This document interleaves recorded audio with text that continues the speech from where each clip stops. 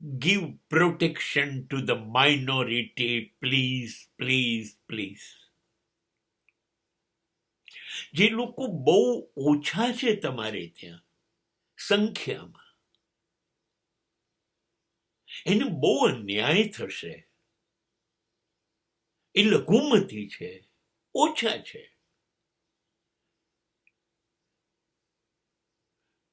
તો એનું ધ્યાન કોણ રાખશે? હા, એ સરકારે એનું આયોજન કરવાનું છે કાયદા દ્વારા. હવે પારસીઓ સૌથી ઓછા છે, એના માટે તમે શું કર્યું? કઈ નહીં. મુસ્લિમો માત્ર ભારતમાં 18 કરોડ છે, 140 કરોડની અંદર છે.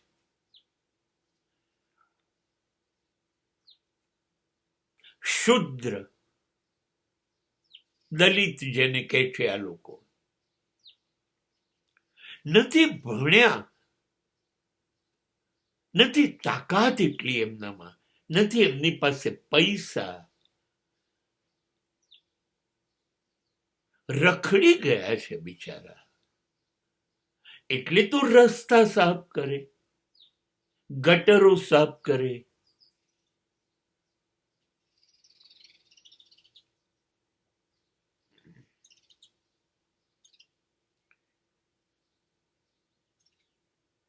તમે જ્યાં સુધી આ પ્રજાનું ધ્યાન નહીં રાખો, ત્યાં સુધી સમાજનો આવો વર્ગ એની સ્થિતિમાં સડ્યા કરશે. અને પછી થાય છે શું? જીવવું અઘરું પડે છે. એટલે આ લોકો ગેરમાર્ગે જતા રહેશે ને એમને લઈ જશે રાજકારણીઓ. થોડાક લોકો પકડી લેશે મુસલમાનોને, થોડાક પકડી લેશે દલિતોને, હરિજનોને, પછાત માણસોને. ચલો અમે તમારા માટે કંઈક કરીશું. કંઈ કરવું નથી એમ કરીને મત લઈને ચૂંટાઈ જવું છે ને પછી ભૂલી જવું છે. એ લોકો તો ત્યાંના ત્યાં જ છે. તો પછી શા માટે સરકાર પોતે રસ લઈ ઈમાનદાર માણસો ને આયોજન કરી અને આ લોકો ના વિકાસ માટે, એમના અધિકાર માટે કામ ન કરે?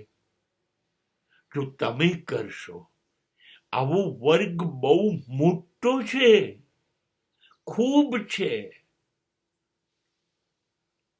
લગભગ હેરાન થનારા આવા બધા માણસો